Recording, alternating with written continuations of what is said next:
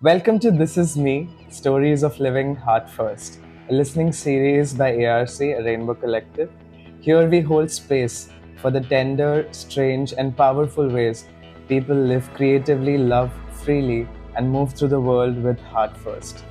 In this noisy world, we are tuning into something deeper who we are beneath the performance, the product, the labels. Today, I'm joined by Debi, Hi, and we'll just get into it.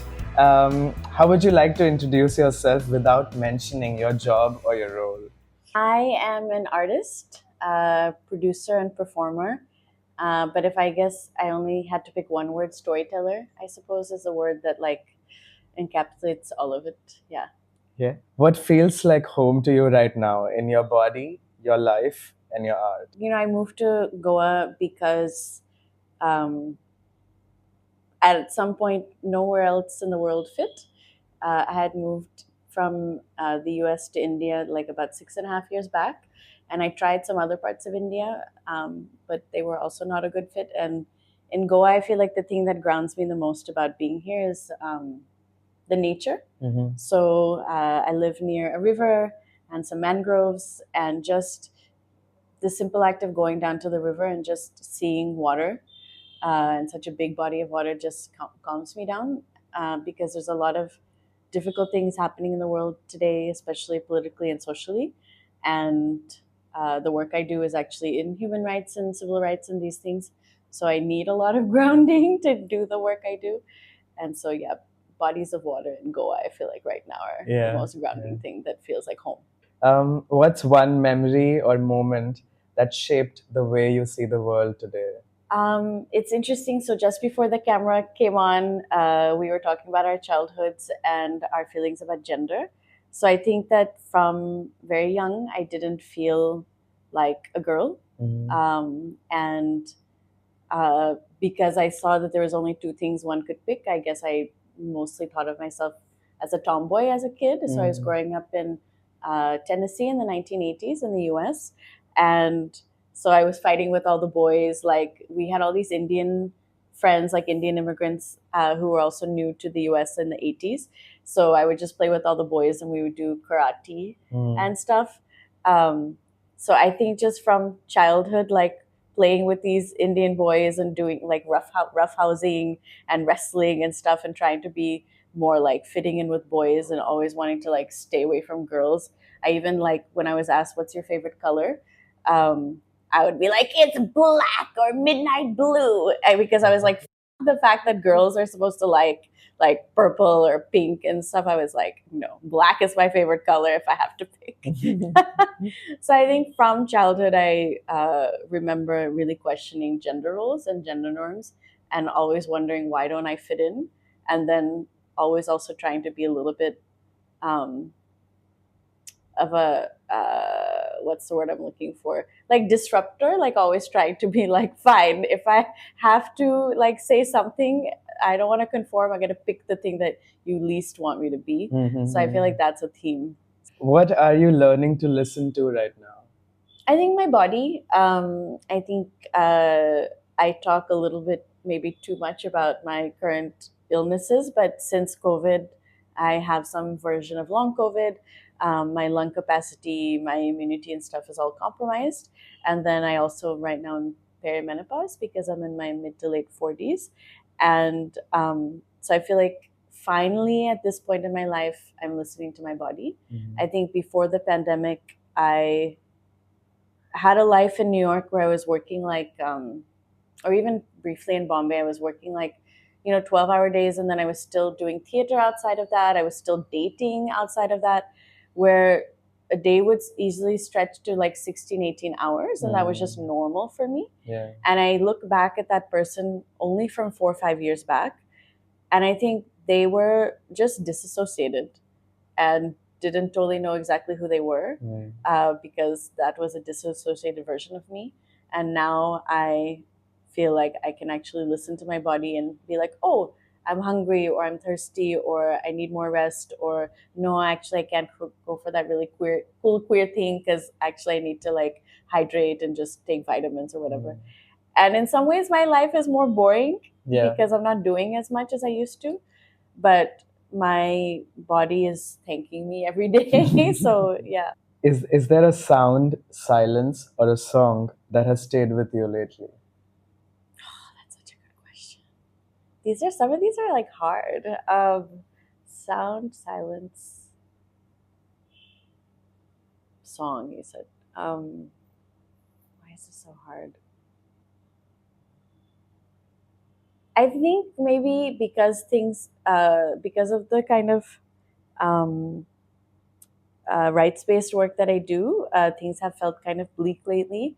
So I find myself gravitating to a lot of like also because I grew up in San Diego near the Mexican border, so I gravitate towards a lot of Latin American music, and Spanish is one of the languages I speak. So I've been listening to like a lot of cumbia, this Colombian musical form where it's a lot of like steel drums and a lot of like jazzy kind of riffs and just like really dancey, because I feel like sometimes when I am not feeling very optimistic about things, I have to listen to some like happy dance music. Um, and the new album by Bad Bunny from Puerto Rico has been like repeat on playlists because that brings together like the music I love with it's a very political album about not wanting Puerto Rico to become like fully gentrified and colonized, and I feel like Goa has some similar things that Goa is going through. So yeah, just like loving the kind of dance music with a political heart. How do you know when it's time to pause or to express? This is something I really struggle with. How I interpret that question is my own like imposter syndrome around creating.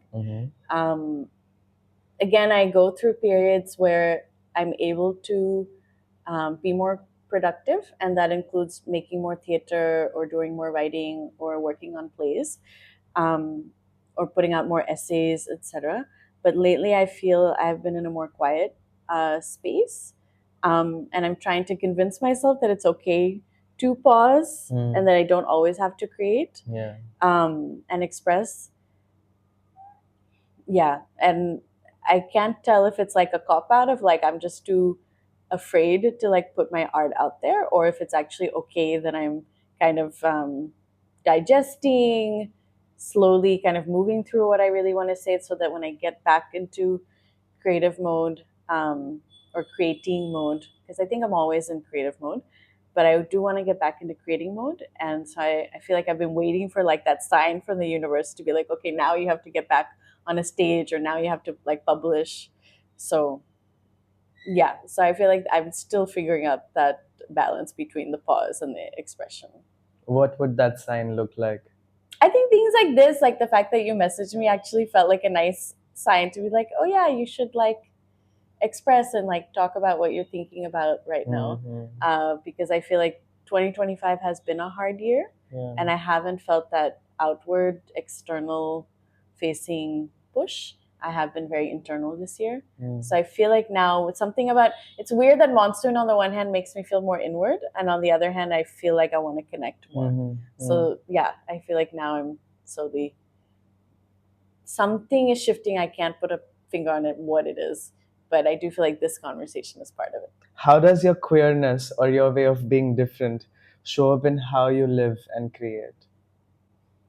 I think it's at the center of everything. I think it has been since I was a kid. Now I can go back and look at my childhood in the US, and especially in like the US South in the very conservative time of the 1980s.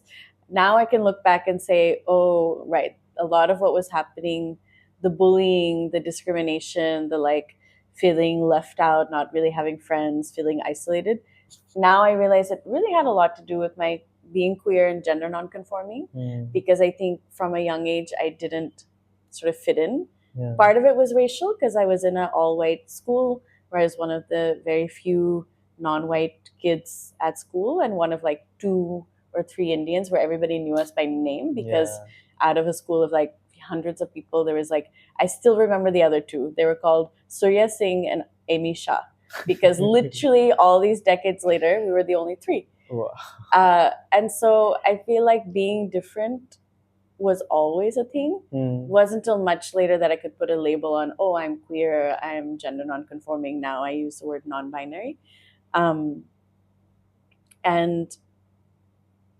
not being able to accept that difference for many years led me on a heteronormative path. Like, I got married to a man.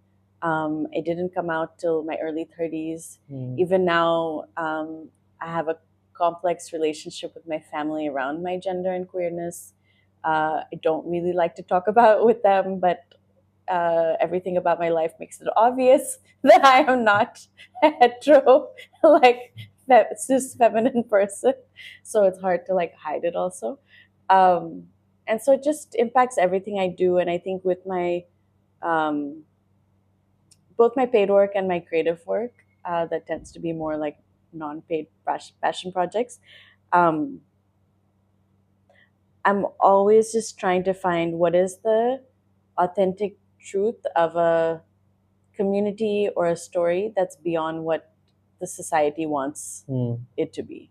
So for me, talking about queerness or talking about gender, talking about sex and sexuality is not about trying to, like, there's an accusation a lot of queers get that, oh, we're trying to groom. And it's like, I'm not trying to groom anybody. I just want anyone and everyone to be the most authentic version of themselves. And if I can share a small story about that. So I was part of the Serendipity Arts Festival in December.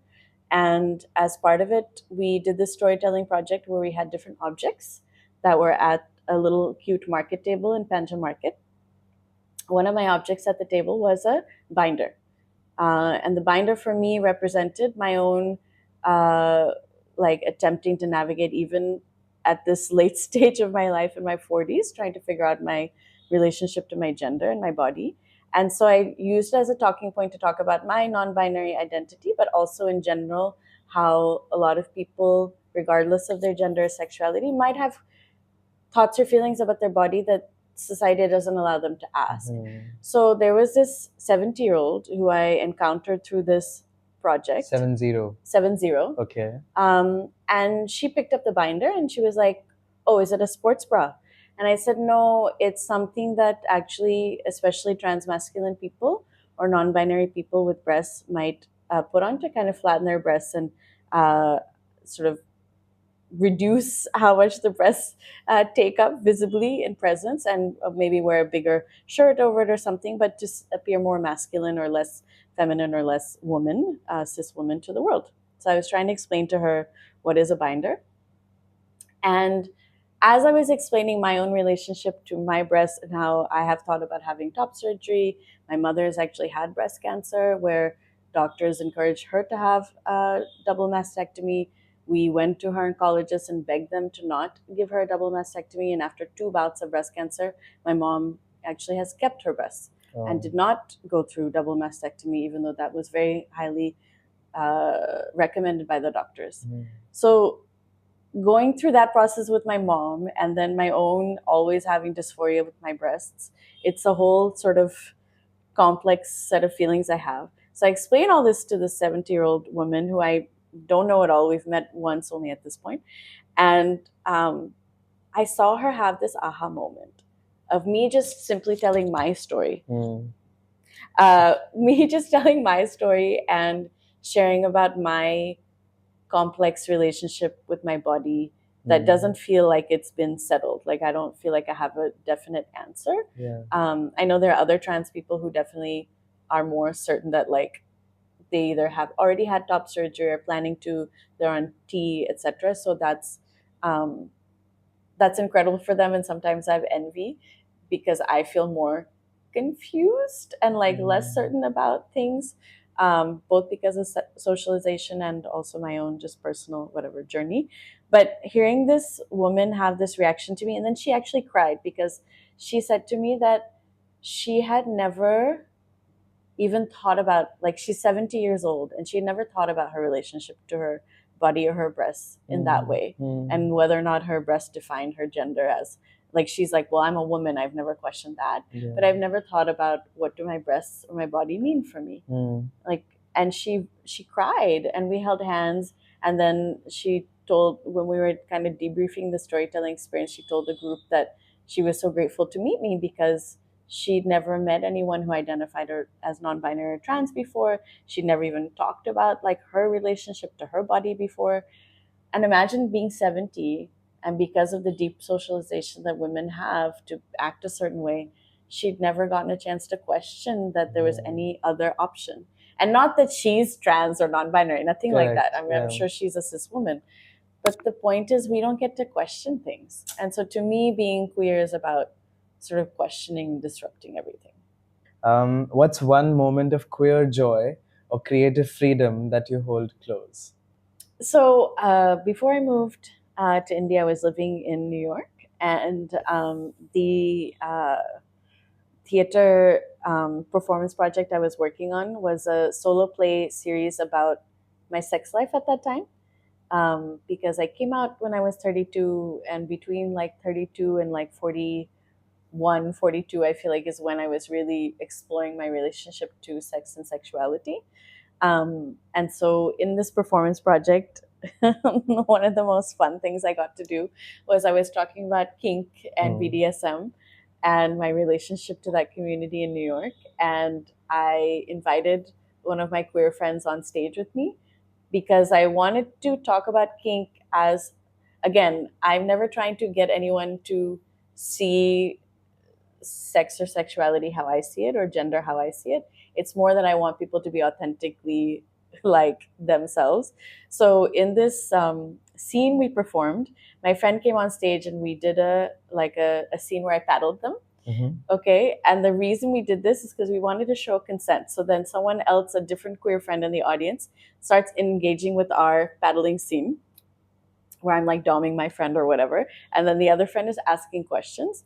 And we were just trying to show like what does consent look like, what does exploration of new forms of pleasure look like. And again, it's not about whether or not you identify as like kinky. It's more that anybody, and it doesn't even have to be sexual, like how do we explore the things that we desire, the things that we want, the things that bring us joy or give us pleasure.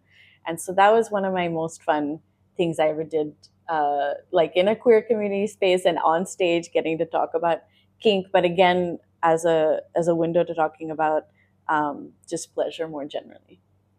Who are your people, the ones that remind you it's okay to be exactly who you are? I think living in Goa, I realized that a significant number of my friends here identify as trans, mass, non-binary, Mhm. and it is especially younger trans mass people who have made me feel safer to be me. And again, I don't know. I say non-binary trans instead of non-binary trans mask because I don't know if mask totally fits me. But I have felt so much safety in younger trans people, Mm. honestly, across mask, femme, non-binary, whatever. Like, but trans people generally, younger trans people, I feel like are remaking the world in a way, and particularly in India, where there is so much of um, repression, so much of gender-based violence, so much of taboo and stigma and shame to come out and talk about gender and sexuality freely. I find young trans people like really inspire me every day because of just how they're blowing all the categories of gender and binaries that I was raised with and Mm. believed in actually so heavily even until my 40s. So I feel like, yeah, I feel like younger trans people, especially those I'm with in Goa, really. What are you weaving right now, personally, creatively, and communally? That's such a good question. These are hard questions for Jen. Weaving. I'm like so shy to talk about this like publicly, but one thing that's a lot on my mind, living here. So one of the reasons I moved to India when I did is because I had begun to kind of look at my caste privilege, um, and wanting to do more in like anti-caste work based specifically in India, because from the US, from a diasporic place, like this kind of work of looking at basic community is just very different outside of India. So I wanted to be in India and get to know um, what's happening with anti-caste consciousness and organizing here. And one of the things I've experienced here is that intercaste spaces are actually really tough.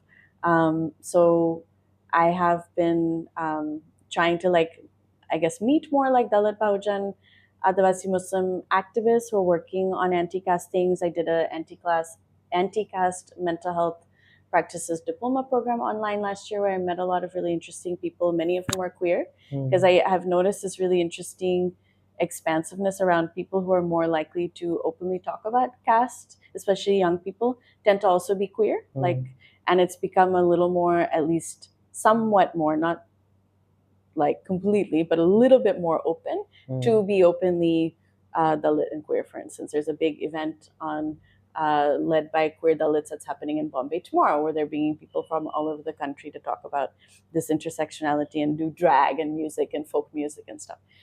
And the reason I bring it up from my vantage point as an upper caste person is that I think when I think weaving and community, I would like to try and keep weaving intercaste spaces where it's can be a little bit safer for say Dalit folks in queer community spaces that are run by UC people and well-to-do people. I would like to see a little more opening of LGBT spaces in India that are especially happening in urban contexts or even in Goa, to be more welcoming and inclusive of people from all caste and class and marginalized backgrounds, because I think sometimes our queer community can skew a little bit too much towards like a certain kind of privileged upper caste queer person who maybe just isn't experiencing the same kinds of discrimination. Um, but then it's happening in an expensive club or something. And don't get me wrong, I like going to bougie clubs.